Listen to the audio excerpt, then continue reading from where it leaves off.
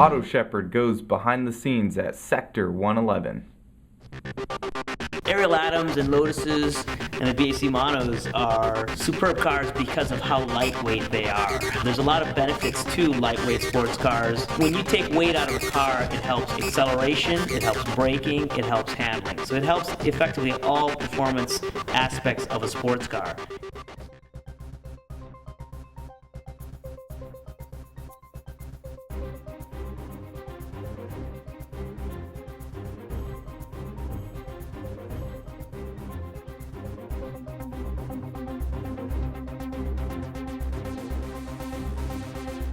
So I want to take you on a quick tour of a side of an Atom that most people have never seen, and that's the bottom side.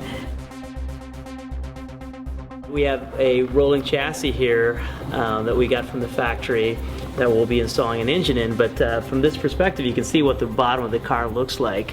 You've got the hard lines for the coolant hoses with the radiator up front. As you know, the car has got wishbone suspension where it's attached to the tubular chassis.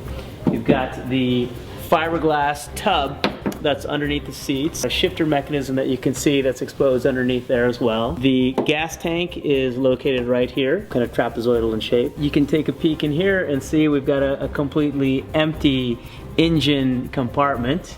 See, they come in without the engine, transmission, and ECU, but you do get a muffler and suspension.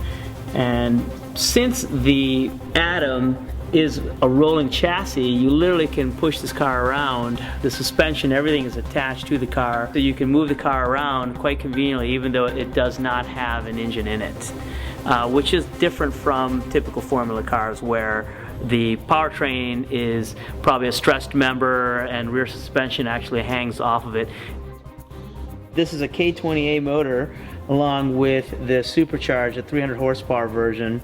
You can see we've got everything assembled here, transmissions on the engine as well. Maintenance on the Atoms are pretty easy. A lot of these body panels are actually attached by these quarter turn fasteners that just pop off, and then you literally can remove the body panels. The coolant reservoir happens to be here. Oil is added here. The dipstick is right over here.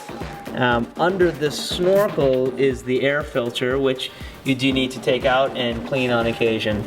You have these inboard suspension, which is bell crank and push rod actuated. So you're able to take the mass or weight of these, the suspension component here, the shock and spring, and take it out of the unsprung portion of the mass here. These are a single adjustable shock.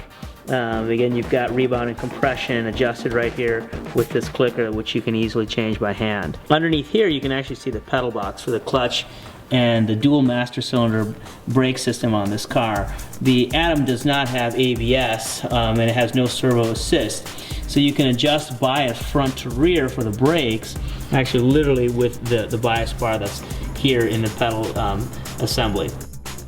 So like I mentioned before, the body panels are all attached to these quarter turn fasteners, so you just pop those off, the front slides off, and off comes the bonnet. So inside here, you basically have your battery, you got your fuses and relays, a small little space here. I've got my owner's manual inside there. You can't fit a 6-pack of beer in there though. This car has the aluminum radiator, which is good for the hot climates and track day use.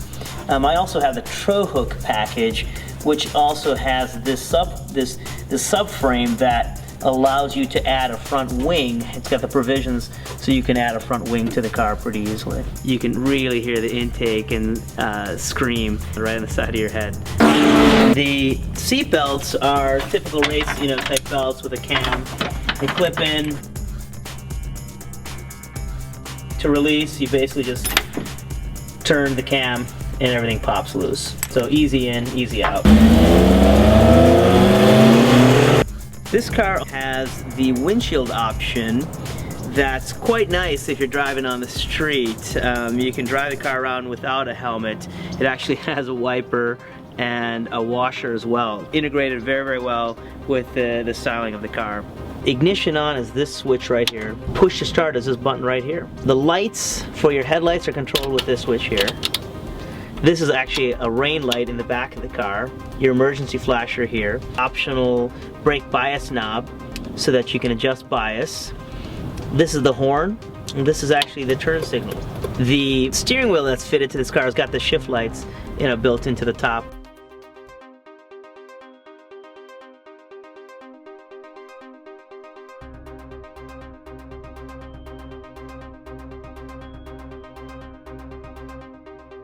Welcome to our workshop here at Sector 111. This Lotus Elise came in about a week ago, less than a week ago.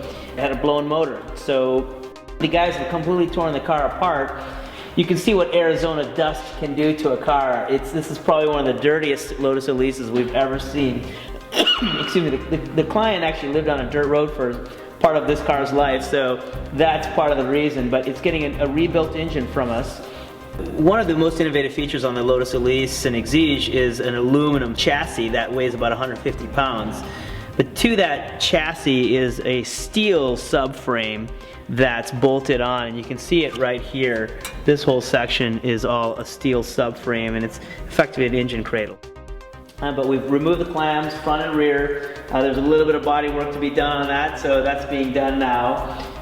The guys have already taken care of a few of the things on the front of the car. He's getting a new triple pass, all aluminum radiator, new silicone hoses. The wishbones, we've pushed out all the stock bushes and put in spherical bearings. We've got single adjustable race shocks on here from Nitron. We've got our steering arms. We also have a quicker ratio steering rack. The client had previously put our two-piece front rotors on the car, which save a bunch of unsprung weight. We just actually installed the bullet studs as well. It's going to get our Katana 2 supercharger, and it's really, really going to be a quick, really good car when we're done with it. Sector 111 spends a lot of time on the track with both Lotuses and Ariel Atoms. Their passion for racing extends across the country. They have participated in countless track events. However, we wanted to see the Atom perform in a slightly different environment.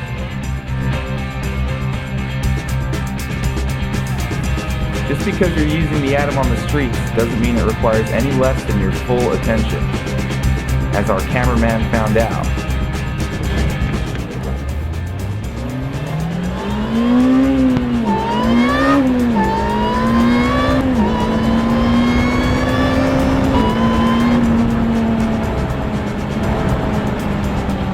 Once he regained his composure, we took the Atom somewhere else, to a good old-fashioned American drive-thru, just in case Jeremy Clarkson was watching.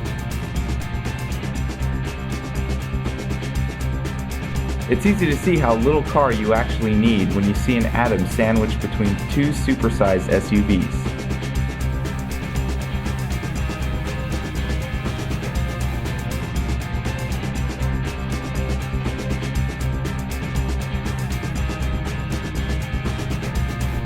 It'd take roughly 3,000 pounds of food to equal the weight of one of those behemoths. And just think of the fun they're missing. For your next car mod, add some lightness.